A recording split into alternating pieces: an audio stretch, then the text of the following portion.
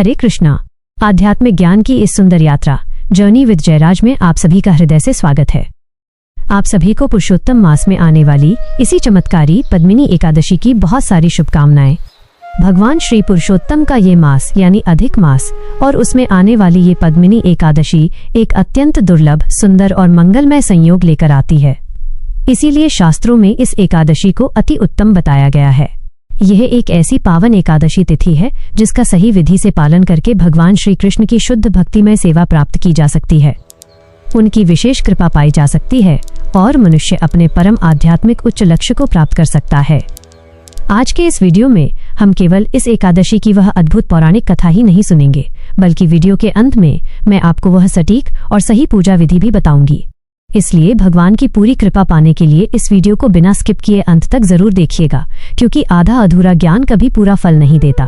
तो चलिए बिना किसी विलंब के इसी पद्मिनी एकादशी के उपलक्ष्य में हम उस सुंदर पौराणिक कथा का श्रवण करते हैं। आइए आज की अधिक मास विशेष पद्मिनी एकादशी व्रत कथा का आरंभ करते हैं। आज की एकादशी कथा अत्यंत विशेष है। उसके दो कारण हैं। पहला ये कि ये एकादशी पुरुषोत्तम मास या अधिक मास में आती है, जो कि भगवान विष्णु का सबसे प्रिय मास है। एकादशी तो वैसे भी भगवान श्री हरि को अत्यंत प्रिय है और उसमें भी जब वो पुरुषोत्तम मास में आए तो उसका महत्व और बढ़ जाता है। दूसरा कारण यह है कि अत्यंत मंगलमय यह एकादशी प्रत्येक वर्ष नहीं आती, परंतु हर 32 मास के बाद जो अधिक मास आता है उसी में आती है। इस प्रकार सभी एकादशी का फल प्रदान करने वाली इस अत्यंत पवित्र एकादशी की कथा का प्रारंभ करने के लिए हमारे कालचक्र को घुमाते हुए सीधे चलते हैं युधिष्ठिर महाराज के भवन में, जहां कमल नयन भगवान श्री कृष्ण और युधिष्ठिर महाराज के बीच संवाद हो रहा है। युधिष्ठिर महाराज ने भगवान श्री कृष्ण से पूछा, हे जनार्दन, अधिक मास के शुक्ल पक्ष में कौन सी एकादशी आती है? इस अत्यंत दुर्लभ और परम कल्याणकारी एकादशी का योग्य रूप से पालन कैसे किया जाए? कृपया आप इस विषय में बताएं। युधिष्ठिर महाराज का प्रश्न सुनकर भगवान श्री कृष्ण ने उत्तर दिया, हे राजन, अधिक मास के शुक्ल पक्ष में आने वाली एकादशी को पद्मिनी एकादशी कहा जाता है।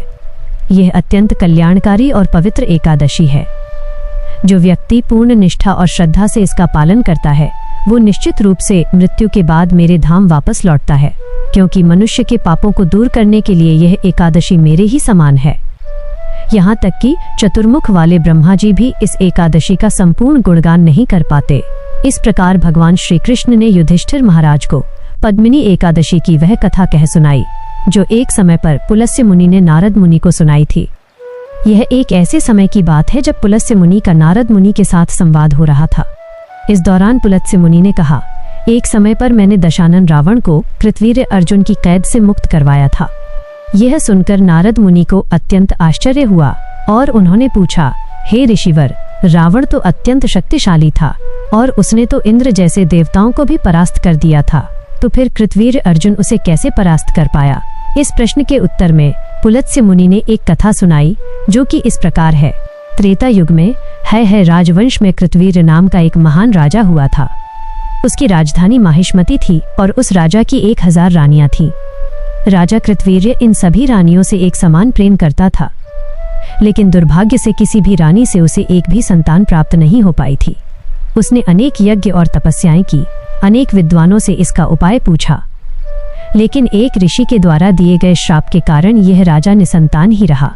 एक दिन अपने इस दुर्दशा के ऊपर विचार करते हुए राजा ने दृढ़ निश्चय किया कि अब वो जंगल में जाकर घोर तपस्या करेगा, और यह सोचकर राजा ने अपना राज्य कुशल मंत्रियों को सौंप दिया और स्वयं मुनि का वेश धारण करके जंगल में तपस्या करने के लिए जाने लगा। उसी समय इस राजा की एक रानी वहां आई। यह रानी अत्यंत शीलवान और गुणवान थी। उसका जन्म इक्ष्वाकु कुल में हुआ था और वो राजा हरिश्चंद्र की पुत्री थी और उसका नाम था पद्मावती। उसने अपने पति को इस प्रकार जंगल में तपस्या के लिए जाते हुए देखा और उसने सोचा कि मैं एक पतिव्रता स्त्री हूँ, इसलिए मेरे पति के पद चिन्हों का अनुसरण करना यही मेरा एकमात्र कर्तव्य है। इस प्रकार सोचकर वह भी अपने राजसी आभूषण और वस्त्रों को त्याग कर राजा के साथ जंगल में चली गई। राजा कृतवीर्य ने गंधमादन पर्वत पर पहुंचकर 10,000 सालों तक भगवान श्री विष्णु की घोर तपस्या और आराधना की, लेकिन फिर भी उसका कोई परिणाम प्राप्त नहीं हुआ। जब पद्मावती ने अपने पति को इस प्रकार कष्टमय स्थिति में इतनी तपस्या करते हुए देखा तो उसने इस समस्या का उपाय ढूंढने का निश्चय किया। इसके लिए पद्मावती सीधे सती अनुसुईया के पास गई। वहां जाकर उसने सती अनुसुईया से प्रार्थना करते हुए कहा, हे माता, मेरे प्रिय पति कृतवीर्य पिछले 10,000 सालों से भगवान श्री हरि की तपस्या कर रही हैं, लेकिन अभी तक भगवान नारायण की इनके ऊपर कोई कृपा नहीं हुई। कृपया आप मुझे कोई ऐसा व्रत बताएं जिसका पालन करके हम भगवान श्री हरि को अपनी भक्ति के द्वारा प्रसन्न कर सकें और एक ऐसा पुत्र प्राप्त कर सकें जो कि समग्र विश्व का चक्रवर्ती सम्राट बने। पद्मावती की व्यथा सुनकर महान ऋषि कर्दम मुनि की पुत्री सती अनुसुईया ने अधिक मास के शुक्ल पक्ष में आने वाली इस एकादशी के महात्म का वर्णन कह सुनाया और इसके साथ ही इस व्रत का पालन करने की विधि भी बताई। पद्मावती ने इन आदेशों का यथारूप पालन किया और इस एकादशी के दिन संपूर्ण निर्जल रहकर उसने पूरी रात जागरण किया और भगवान श्री हरि के पवित्र नाम का जाप और कीर्तन किया। उसकी भक्ति और निष्ठा से प्रसन्न होकर भगवान श्री नारायण उसी क्षण वहां प्रकट हुए और उन्होंने कहा, हे पद्मावती, पुरुषोत्तम मास में भक्ति और निष्ठा से तुम्हारे द्वारा इस एकादशी के व्रत का पालन करने से मैं अत्यंत प्रसन्न हुआ हूँ।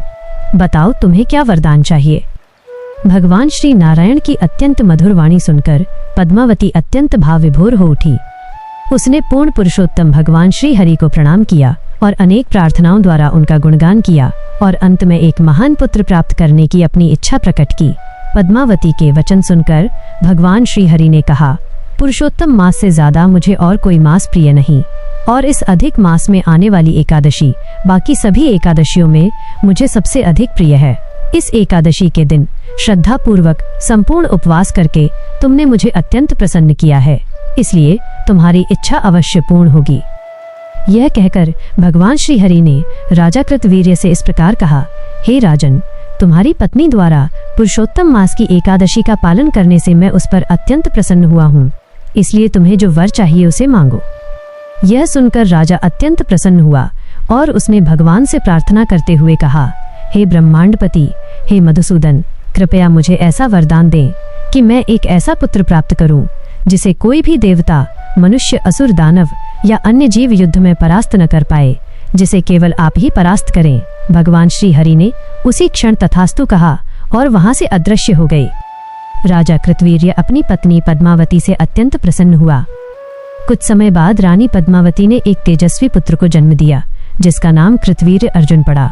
तीनों लोकों में यह ऐसा तेजस्वी राजा बना जिसे भगवान श्री नारायण के सिवा कोई भी हरा नहीं पाया। उसकी माता पद्मावती द्वारा की गई तपस्या और भक्ति के कारण कृतवीर्य अर्जुन 10 शिष्य वाले अत्यंत शक्तिशाली रावण को भी युद्ध में परास्त कर पाया। अब मैं आपको अत्यंत पवित्र इस पद्मिनी एकादशी का पालन करने की विधि बताती हूँ। ध्यानपूर्वक सुनो। जो व्यक्ति पूर्ण निष्ठा और भक्ति से इस एकादशी का पालन करना चाहता है, उसे दशमी के दिन में मात्र एक समय भोजन लेना चाहिए। इसके उपरांत दशमी के दिन उड़द दाल, पालक, चने, मधु और समुद्री नमक का उपयोग नहीं करना चाहिए। जमीन पर सोना चाहिए और ब्रह्मचर्य का पालन करना चाहिए।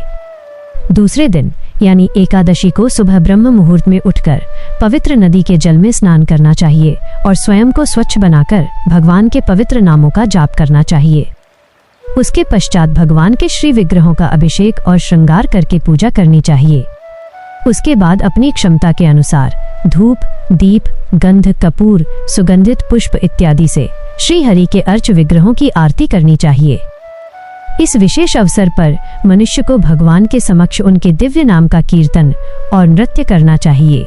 इस दिन व्यक्ति को झूठ नहीं बोलना चाहिए और भौतिक चर्चाओं में संलग्न नहीं होना चाहिए। किसी भी परिस्थिति में अन्न, दाल, चावल ग्रहण नहीं करने चाहिए। मनुष्य अपनी क्षमता के अनुसार इस व्रत का पालन संपूर्ण निर्जल रहकर या जल तथा फलों के साथ कर सकता है। एकादशी के दिन रात्रि में जागरण करके भगवान श्री कृष्ण के पवित्र नाम का जाप, कीर्तन और कथा का श्रवण करना चाहिए। यदि संभव हो तो रात्रि के प्रथम प्रहर में अपने इष्ट देवता को नारियल का भोग लगाना चाहिए। दूसरे प्रहर में बेल के फल को अर्पण करना चाहिए। रात्रि के तीसरे प्रहर में संतरा या मौसम्बी का भोग लगा सकते हैं और चौथे प्रहर में जब रात्रि का अंत हो रहा हो तब सुपारी अर्पित करनी चाहिए। इस प्रकार जो व्यक्ति रात्रि के प्रथम प्रहर में जागरण करता है उसे अग्निष्टोम यज्ञ का फल प्राप्त होता है।